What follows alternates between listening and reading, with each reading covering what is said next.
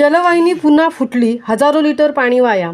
नवीन Panvel sector 3, 4, 8, 9, 10 व 11 परिसरात जागोजागी महानगर कंपनीच्या गॅसचे पाईपलाईन टाकण्याची कामे सुरू आहेत।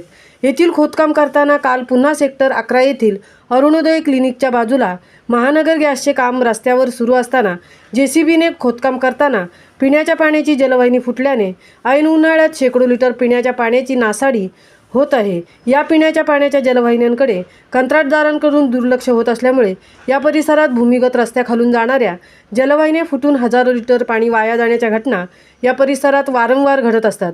गेल्या 2 महिन्यापूर्वी सेक्टर 3 येथील नील रेसिडेन्सी सोसायटीसमोर जलवाहिनी फुटून हजारो लिटर पिण्याच्या पाण्याची नासाडी झाली। तसेच 10 महिन्यापूर्वी नवीन पनवेल येथील DAV शाळेच्या समोर रस्त्यावर सिद्धिविनायक सोसायटीसमोर रस्त्याचे खोदकाम करताना जलवाहिनी फुटून हजारो लिटर पिण्याच्या पाण्याची नासाडी झाली।